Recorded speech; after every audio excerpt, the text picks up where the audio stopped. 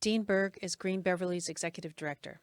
The organization's mission is to help all Beverly residents and businesses lead more sustainable lives through actionable information, inspiration, and education.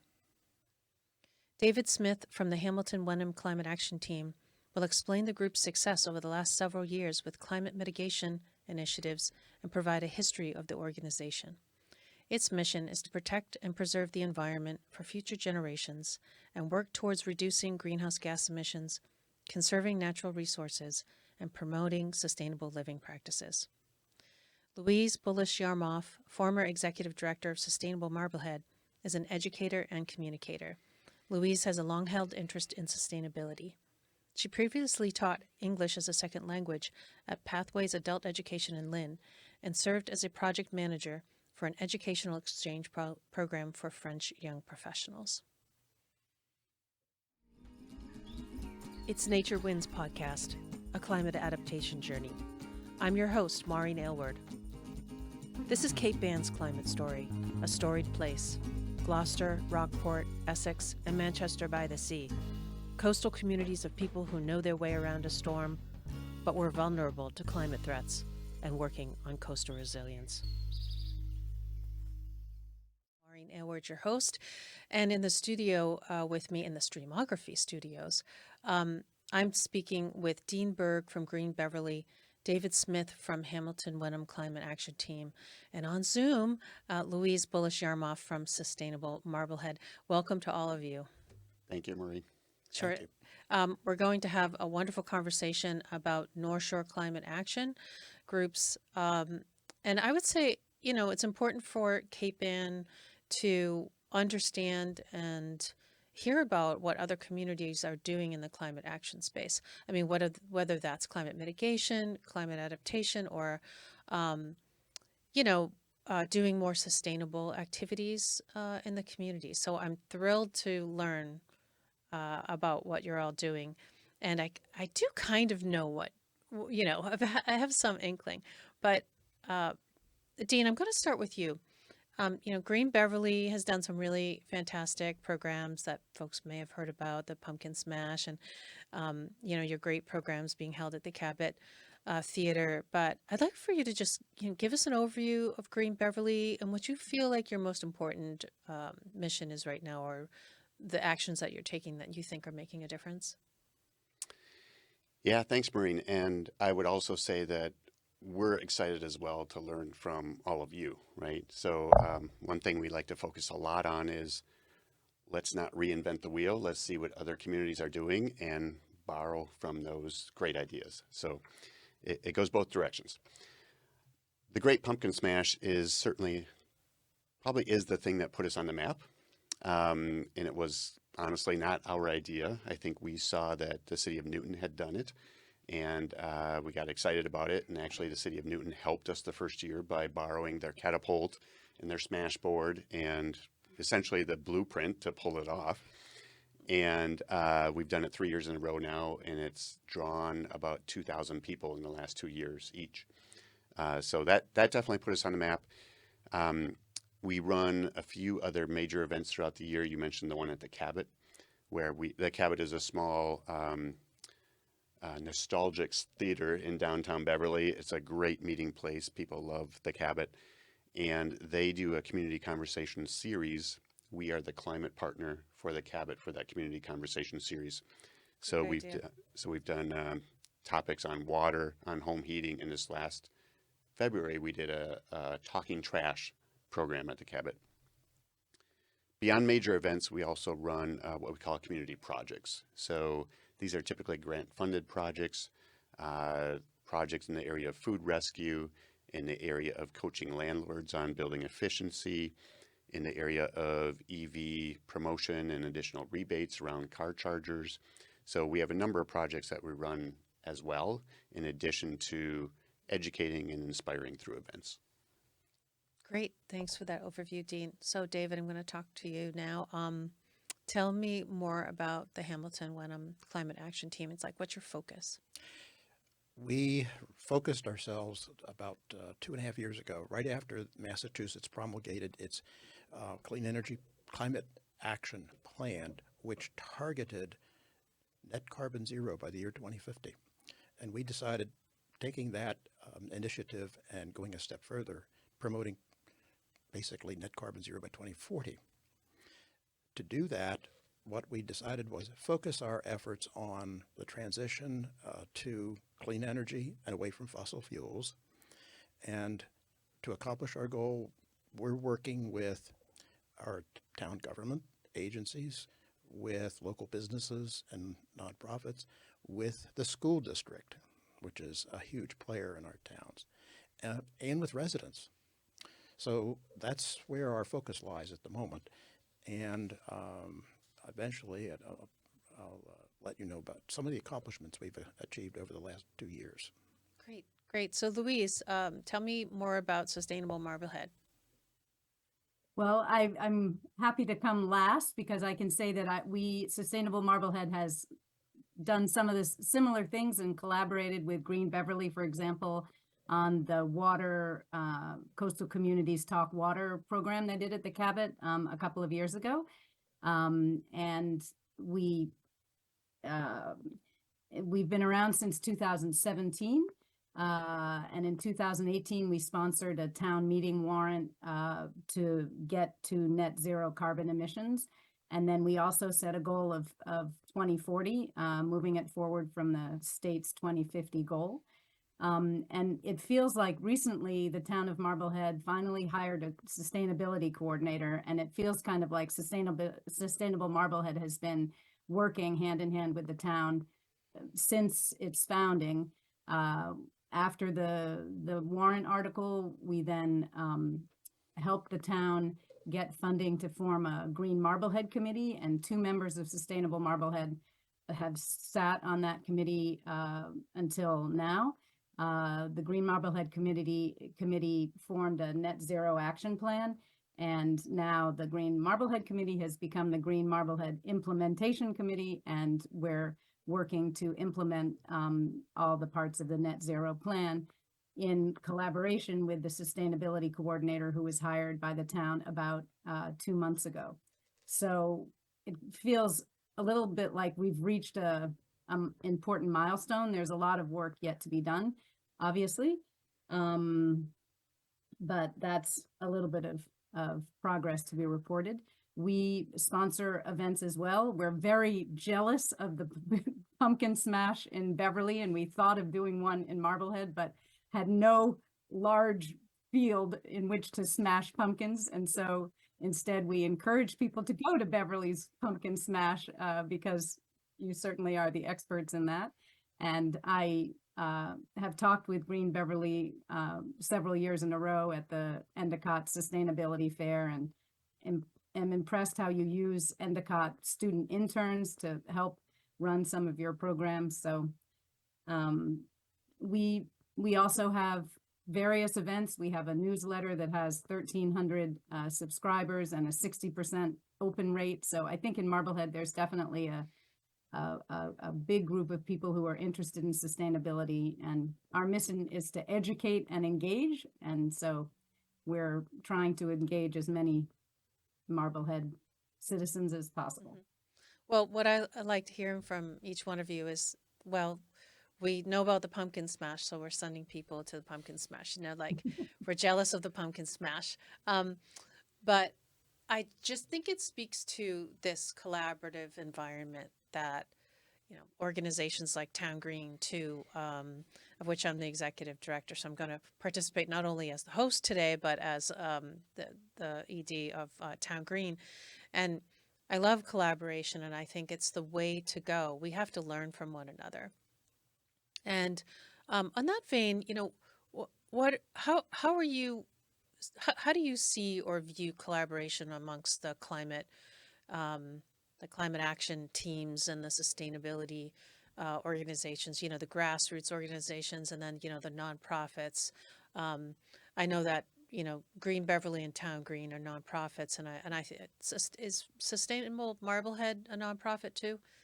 Yes. Oh, good. What about the Climate Action Team? It is a 501c3 organization. Oh, great. Of So volunteers. we're all nonprofits here.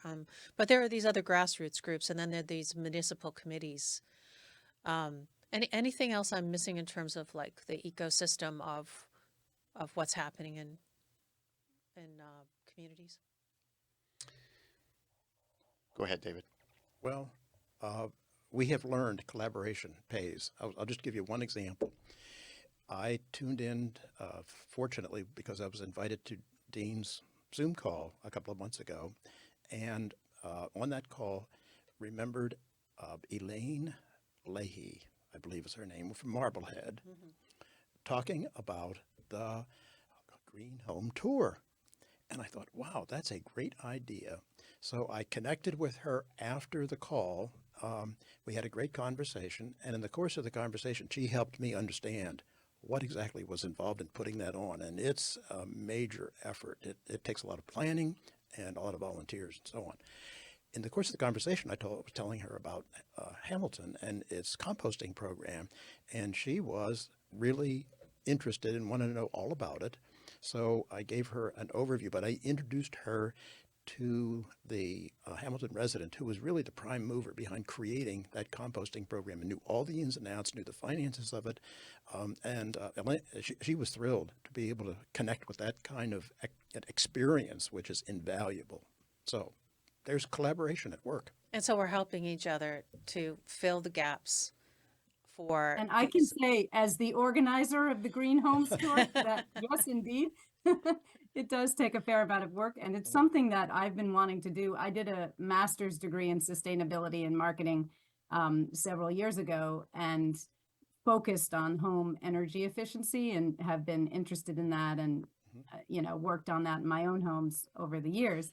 And I've always thought it would be a good idea to do a Green Home Store. And so finally last year, Sustainable Marblehead did our first version, and on May 4th, we're going to do our second annual Green Home Store. So it's really, the homeowners have been very generous in opening their homes, and they're such believers in their technology that they're happy to tell people about their experiences. What are people learning? What do you hear some of the takeaways? We have 12 homes on the tour that showcase technologies from heat pumps, solar panels, heat pump hot water heaters, induction stoves. And last year when we organized the tour, we kind of thought, oh, people are going to get really excited about solar panels, we figured. And in fact, one of the most popular things was the induction stoves. People gathered around these stoves, and in fact, I think aren't very familiar with them. They're still a little bit rare in America.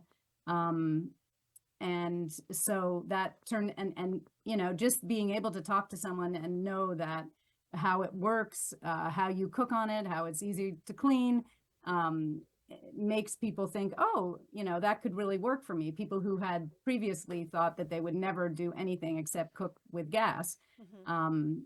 So it's learning the personal experiences, and what are the steps for installing solar panels on your roof, for example. What's the paperwork? What are pitfalls to avoid? I think everybody likes to hear a story of personal experience, and especially one. We try to have the houses in the various different neighborhoods of Marblehead so that people can find a home that most closely resembles theirs, and then be able to talk to that homeowner who might live quite near to them, to figure out if some of those technologies would work for them. Yeah, that's cool. Dean, have you done a green tour, a greenhouse tour? We haven't. Town Green and Cape Ann, I haven't heard of one up here yet. We have not, but I have May 4th on my calendar because I'm really interested to go myself and see how it's all pulled together. And Cool. I just made a note that, and maybe as part of that, or maybe if we start with a smaller version of that, having a cooking demonstration or cooking class on induction stoves might be a smaller mini event that sounds like you're doing within your Green Home Tour. So I love that idea. Yeah. We did try to have a cooking demonstration with an induction stove, and at the time, about 4 years ago, all of the professional chefs who we approached said, oh no, they only cook with gas. And so I think we need to do that. We didn't actually have a demonstration more than boiling water quickly. Right. Well, I do know the Cape Ann Climate Coalition, which is a grassroots group up here. they offer workshops using like a cooktop induction. So they're at the libraries, so that they're doing those kinds of demonstrations with, talking about the different kind of pots and pans that you have to get. So the coalition is doing that. I want to talk about like challenges and successes and projects, because this isn't easy work. This this space takes work, and we might get so far on one project and then have to switch to another thing to see where the wind is blowing, and the trends that are moving towards, and the technology and the information and the science is changing all the time. So this is a conversation. So you just jump right in. Maybe Dean, you can start about something that you feel started off something that didn't work, but maybe you switched it, and now you see that changing lanes might have proved the right place to go. Yeah, there's so many to pick from.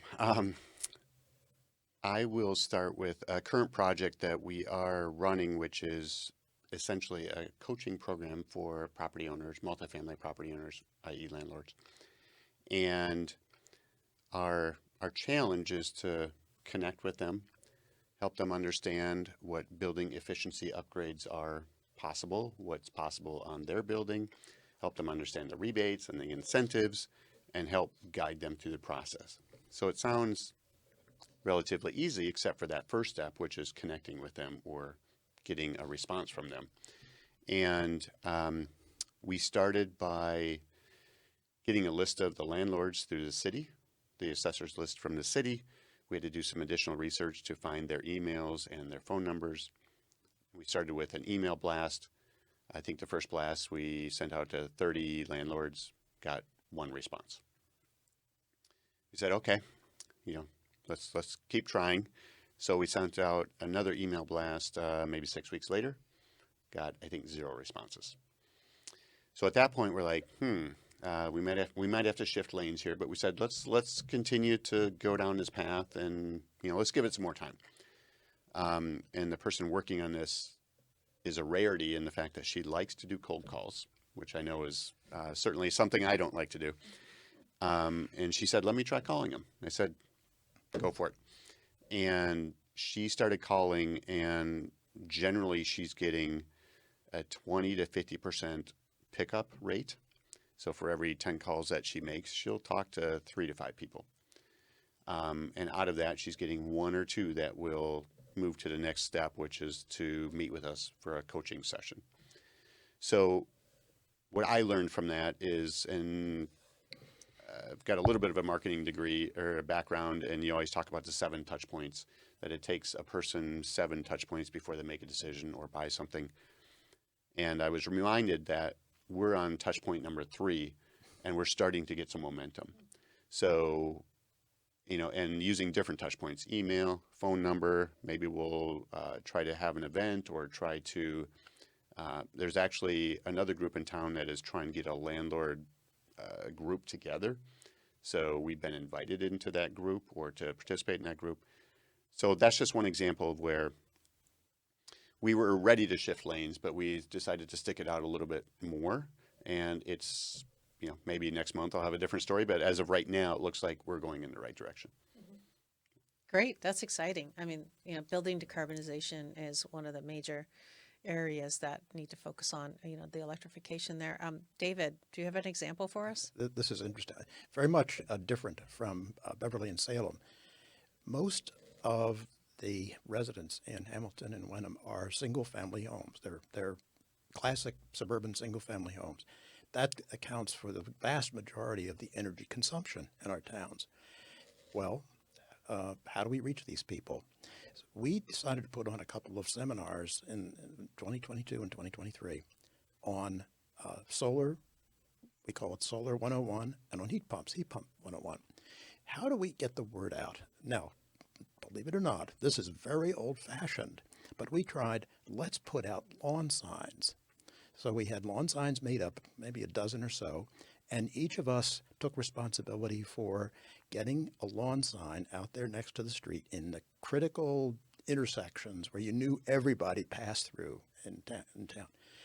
By God, it worked. We had 50 people at one of the seminars. We had 35 people at another.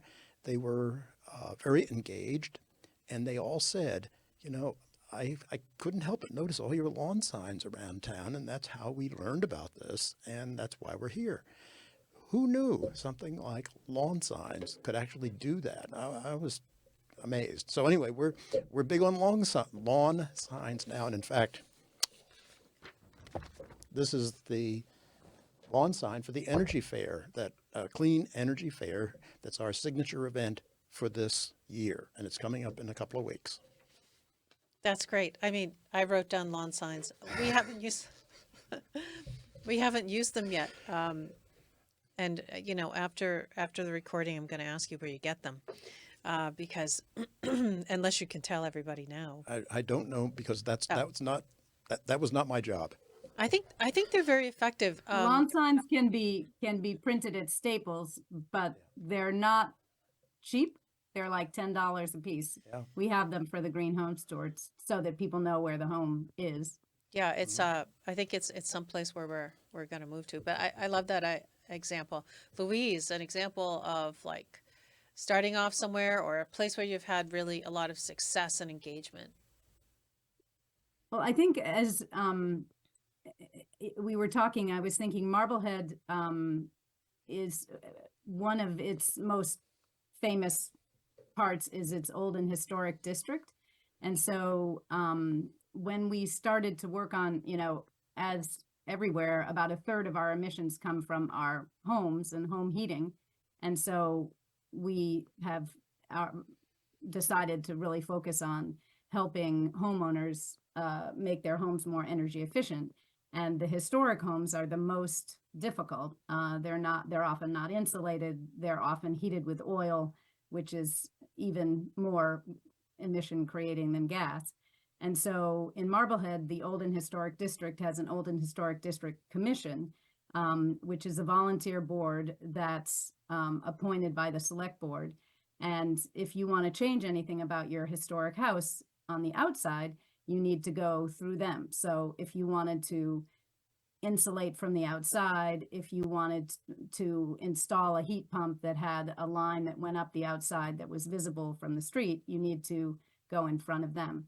And in the beginning, we just kind of thought we shouldn't even worry about the Old and Historic District. It's about 1/10 of our homes in Marblehead, and maybe we can just forget about them because we never get solar panels on those houses, and you know, maybe it's just a lost cause. But through various members of Sustainable Marblehead are on a email group of a bunch of towns in Greater Boston that are dealing with home energy efficiency questions. And everybody wants to know what to do if you live in a historic house. And it's a big problem, not problem, but it's a big issue in New England particularly. So one of our Sustainable Marblehead members decided to take on the Old and Historic District head on and went to meet with them over and over to try to discuss how we could, you know, compromise or find some way to be able to improve the energy efficiency of historic homes.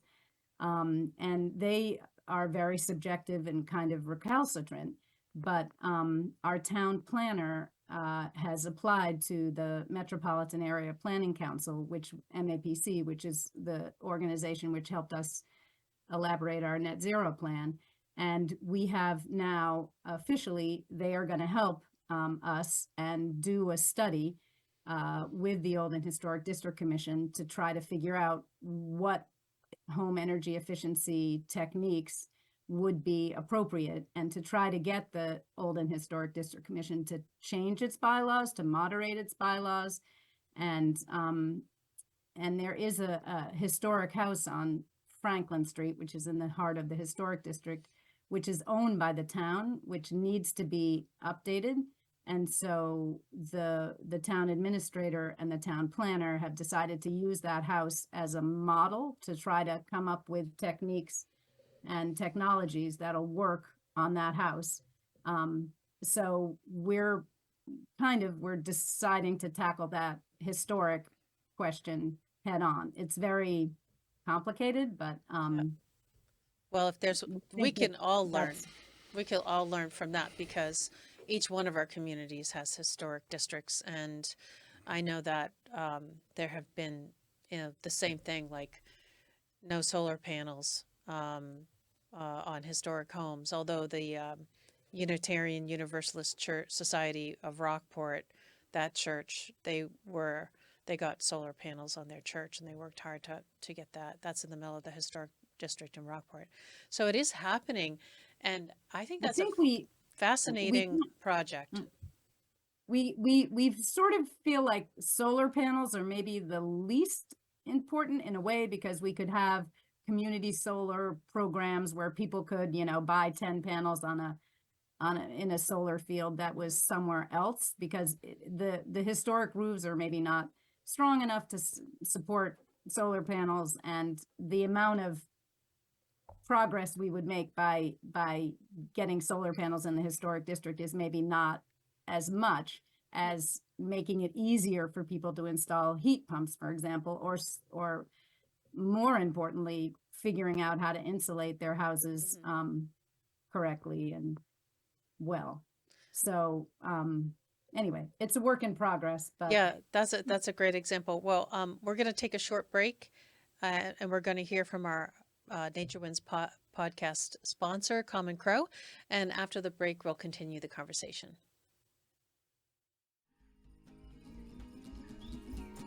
Common Crow Natural Market, Cape Ann's one-stop shop for natural and organic food, scratch-made grab-and-go treats and meals, natural and organic wellness and beauty items, and fair trade gifts and housewares. Kind service and knowledgeable staff will help you make the best choices for you. Our passion feeds you.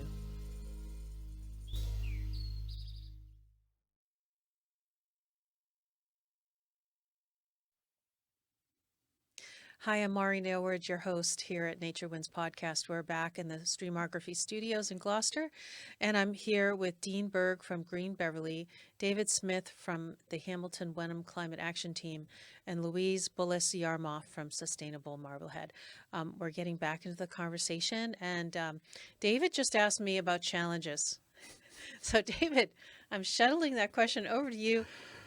Oh, Tell us. the Tell us. challenges. Yes, indeed. Let me start with the first one, obvious one, funding. We struggle with funding. And last year I was successful in winning 2 awards, one from the New England Biolabs Foundation and one from the Mass Save Community Education Fund. And that was critical to our hiring a project coordinator, just a part-time person. But my God, she has been a godsend to help us coordinate our activities, keep us on track, do all the follow-ups that are required. And a complete volunteer organization it tends to be fragmented. So we are thrilled to have had the funding, and then that begets the next question: how sustainable is it? So I'm going to be finding out, because I'm going to be reapplying to those 2 organizations for more funding. We have tried seeking funding from a couple of the local banks, and I don't think they're quite comfortable with our 501c3 status, with our volunteer organization. So that could be a little tricky. But funding is a key one, and a couple of others. The business of engaging the public.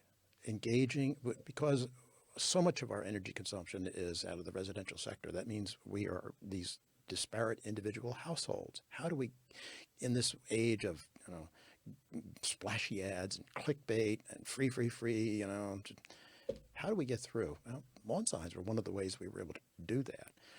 But in order to move the needle, we really have to engage our residents, our homeowners, and that's a tough uphill battle, but we're trying. And this clean energy fair that we've got coming up, I think, is going to be a good means of accomplishing that goal. And then finally, here's a new one we're encountering, a new challenge: infrastructure. The national grid electrical infrastructure was designed over the last half century to distribute from the power plant down to the home. Well, now we're reversing this, and they're struggling with their distribution network to accommodate all of the rooftop solar panels, for example.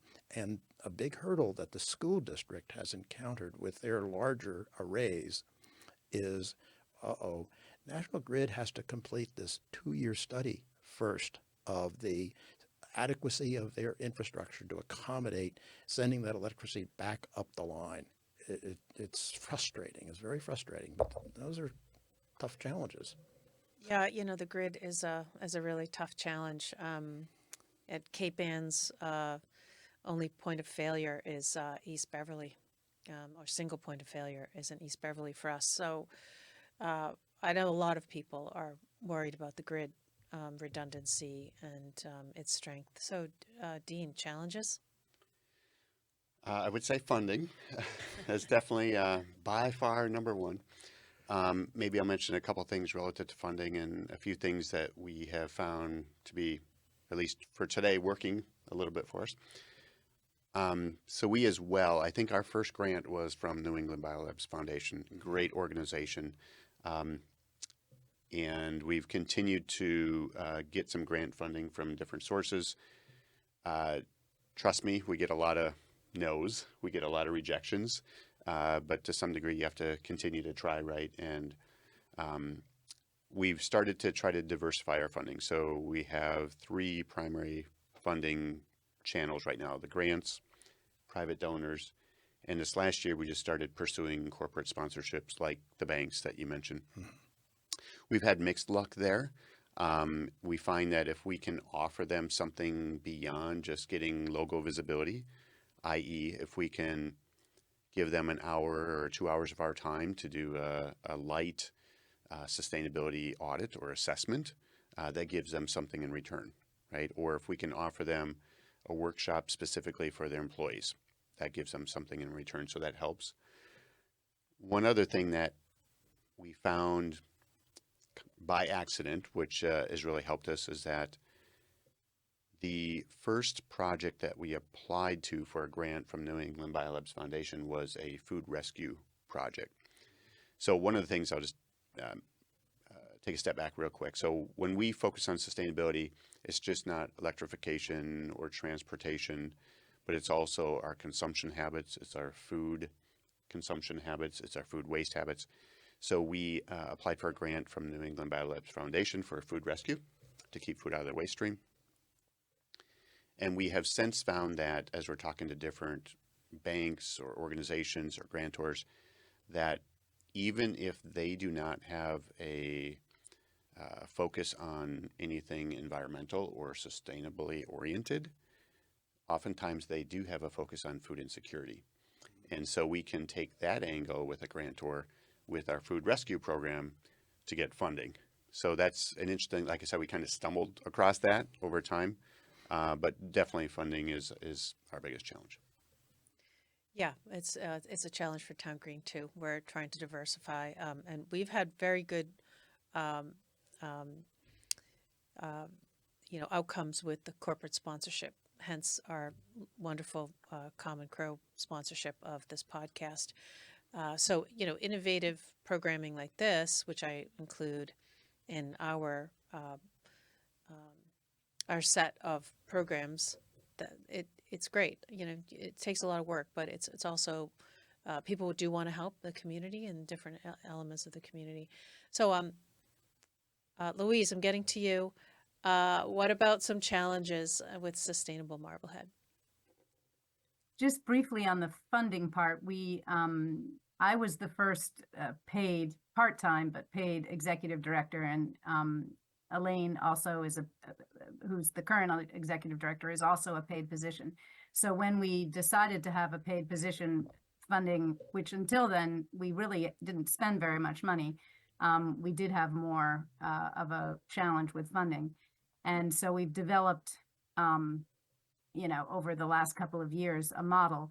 We have had good luck with corporate sponsors, and we're kind of trying to make it more systematic, our corporate sponsorship, offering sort of various different opportunities for visibility. But I hadn't thought of offering the sponsors workshops and audits. That's a really good idea. One thing that we found works really well is this Green Homes Tour. A lot of the businesses that we have in town who might sponsor us are in the building industry, building contractors, HVAC specialists, real estate realtors. And so the Green Homes Tour, while the main point of it is to inform people about home energy efficiency, it actually is a great way to bring in sponsorship because it's really quite a good connection for people who want to get new customers. And we had a sustainability fair several years ago, and we're going to have another sustainability fair in September. And again, that's a good way to bring in sponsorship. But it sounds like you two are farther ahead than we are with grants. We have applied for various grants and gotten them, but they're quite small. And New England Biolabs just came on our radar recently. So you're ahead of us there. Well, Town Green is also funded by New England Biolabs and Foundation, and they're great at this early stage development of projects and funding us, and really appreciate them. I wanted to say though about another challenge I think is not preaching to the choir. Like we have a newsletter readership of 1,300 people, but all of those people are really dedicated to sustainability. And so reaching people who are maybe not climate deniers, but people who really don't have sustainability at the top of their priority list is something that, we're always trying to find better ways to reach people. And so our strategy is kind of to be in as many places as possible. So like we have tables at the Marblehead Festival of the Arts where we talk about reducing single-use plastics. We had a partnership with the Peabody Essex Museum and had a table at where they have invited community organizations to the current exhibit they have, Our Time on Earth. And so we look for a main, goal of ours is to partner with as many locations as we can, the library, churches and temples, and any organization that we can talk to try to go beyond the tried and true environmentalists who are already, on our side. Yeah, absolutely. I think we all have that that challenge too, is engaging more people who are a little bit on the cautious side of climate. Maybe they're concerned about climate, but might not know how to enter into the conversation. So, that's one thing that we can all share with one another that would be beneficial to all. I want to shift the conversation to this new group that Dean Berg has put together. It's called Green Impact Group. And Dean, I'd like for you to walk us through what your thoughts were in creating this group and how you hope that it will help each other.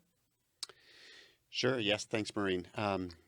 Similar to this podcast, right? I have known Louise and got to meet David, have met you and several others, not only on the North Shore, but in other regions. And when I'm talking one-on-one with you guys, I always learn something, right?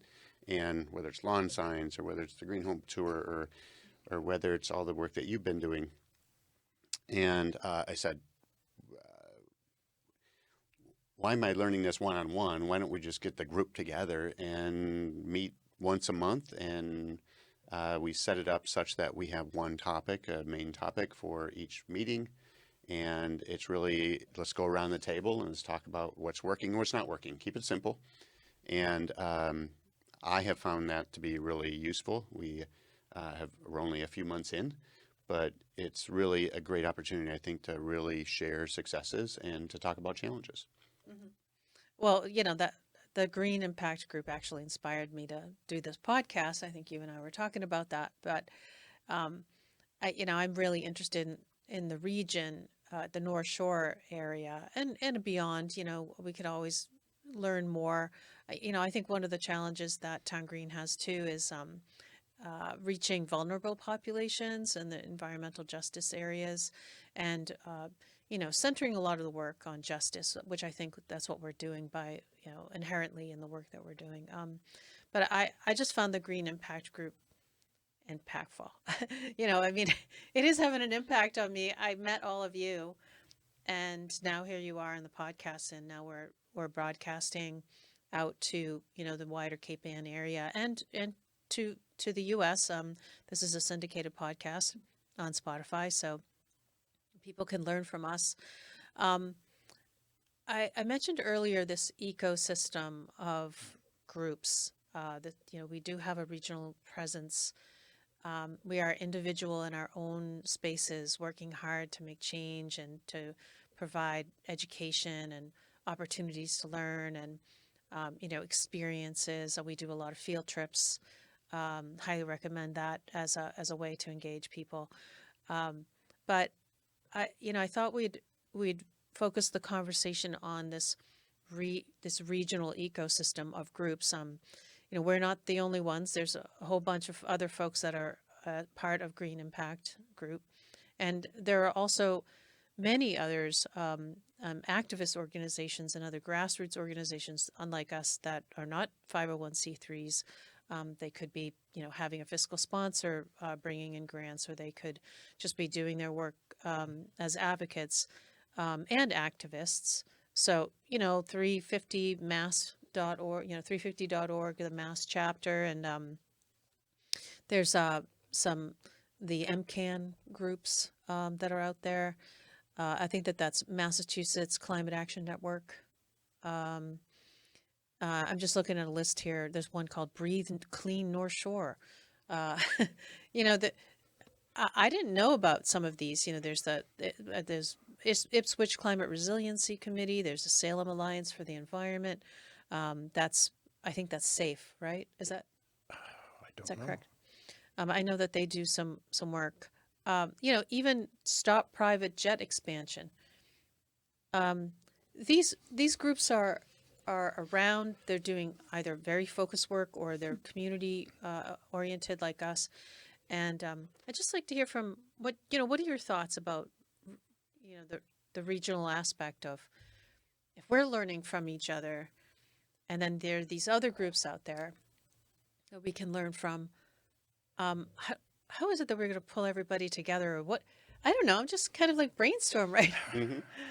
What can we do, David? I kind of think what you're doing right now has got to be a part of the answer to that.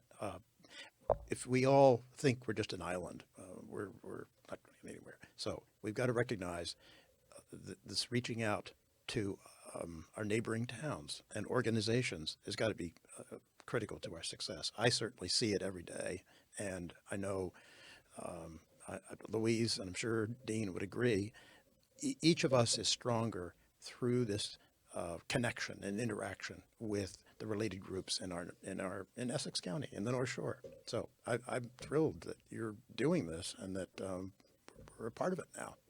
That's great. Thanks, David. Louise, what do you think? I think so.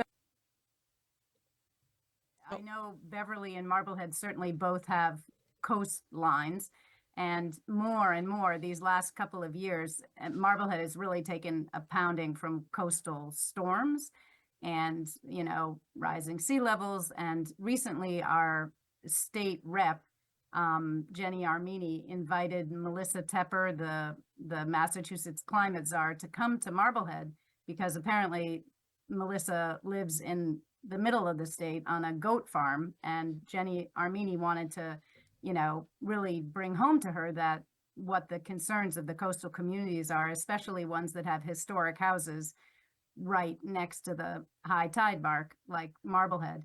And so obviously the idea of sea level rise and preserving homes along the ocean or not, and what we're going to do is something that goes all up the coastline and includes Boston and towns both south and north of Marblehead. So that's a way that we're quite alike and need to work together.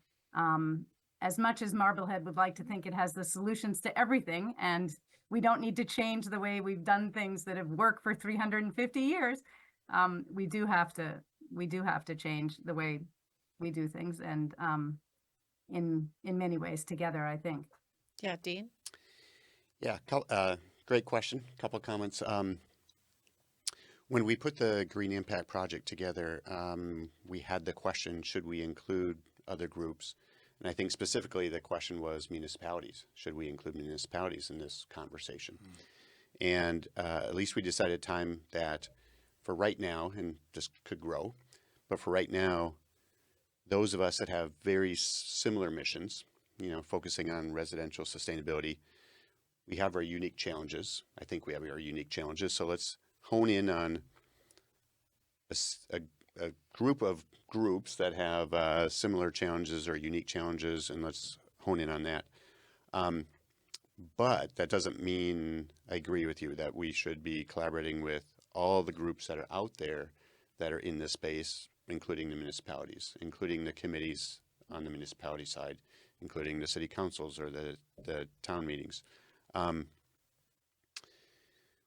Just one example is we were working with Endicott College last night. We co-hosted a screening of the film Inundation Nation at Endicott College last night, and Sustainable Marblehead had a table there, but also organizations like Change is Simple, Ipswich Watershed, I'm not saying that exactly right, and Salem Sound Coast Watch.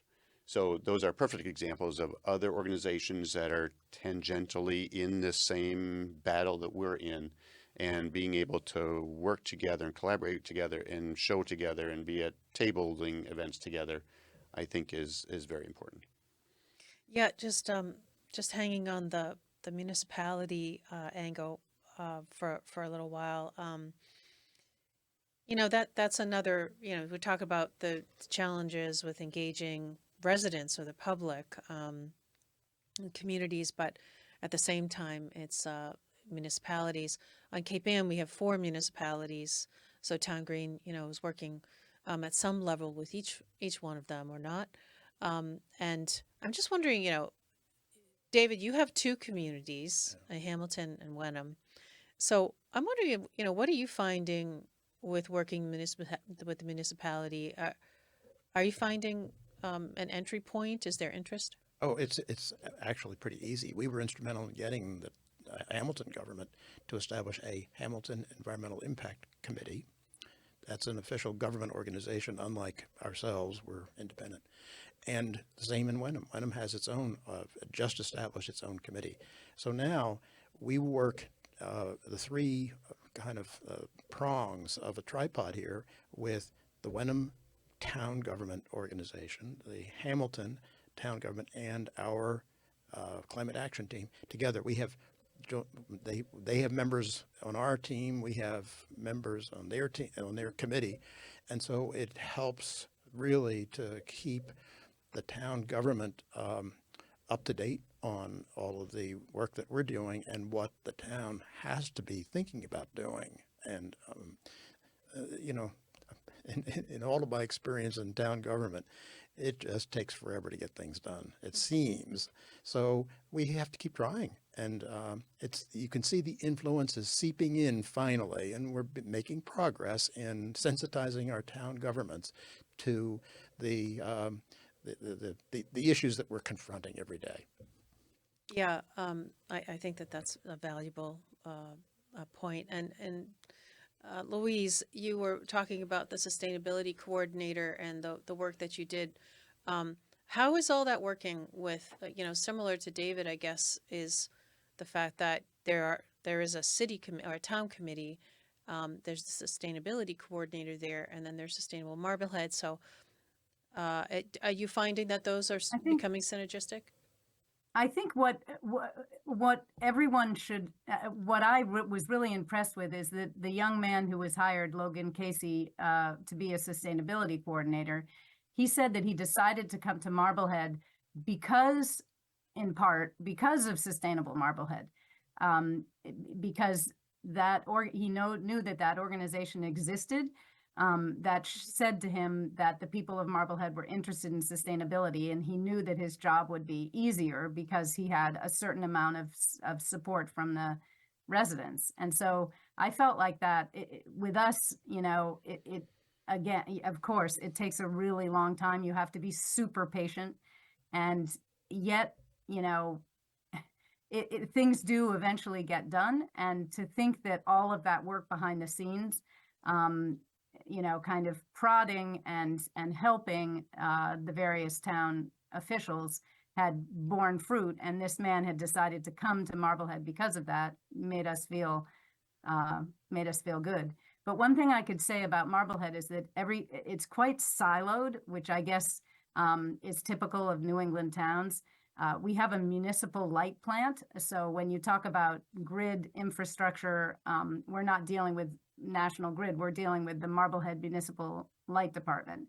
They have the same issues of that you were talking about with the grid, but they're an independent organization overseen by an elected light commission. And it's the same for water and sewer, and the schools are, independent also. And we don't have a mayor. So when we compare ourselves sometimes to Salem, even though Salem is twice as big, obviously.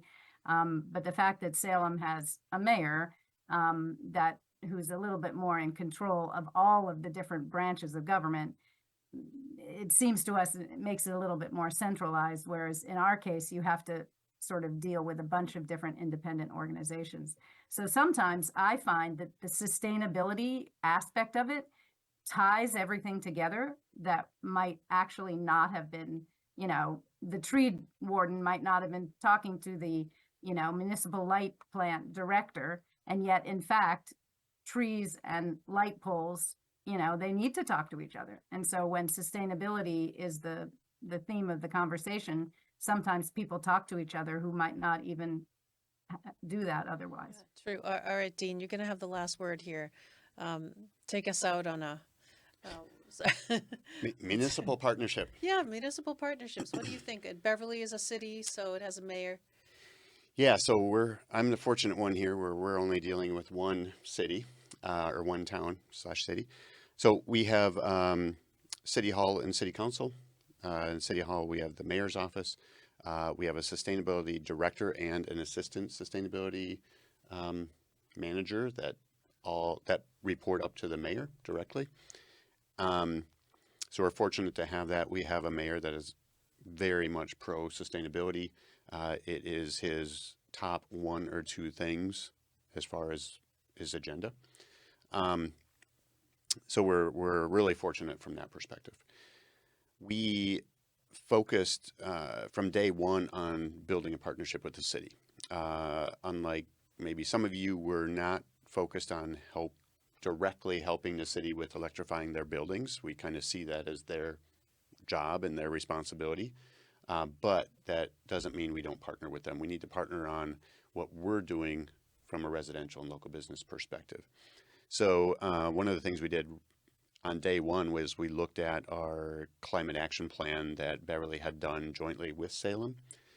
And of the 72 actions that were on that climate action plan, we identified the 27, so roughly a third, that were related to educating the residents, training the local businesses, educating local businesses. So we went back to them and said, we can help you with a third of your climate action plan. And that got their attention. So we've continued to develop a really good partnership. We've collaborated on a number of different projects. We often look at ourselves and they look at us as their megaphone. We can get the word out. They don't have staff to really do as much getting the word out as we do, so we can act as their voice in a lot of cases. And it's been, certainly there are challenges as well. They do move slower for a good reason, but they also recognize that we have some latitudes that they don't have, and we're very direct about that. And because they'll say, you guys can do that, but we can't, and go do it. So it's worked out really well. And I would just, those partnerships within the city are just so critical. That's great. Well, we have to wrap it up. David Smith from Hamilton Wenham Climate Action Team and Dean Berg from Green Beverly, Louise, Bullis, Yarmoff from Sustainable Marblehead. Thank you so much for joining me today. This fascinating topic. I don't feel alone. We're doing this together. We have to work together. And so I'm so grateful for all of your sharing. Thanks, everybody, for listening and watching. You can learn more about these groups and the work that they're doing on the towngreen2025.org website.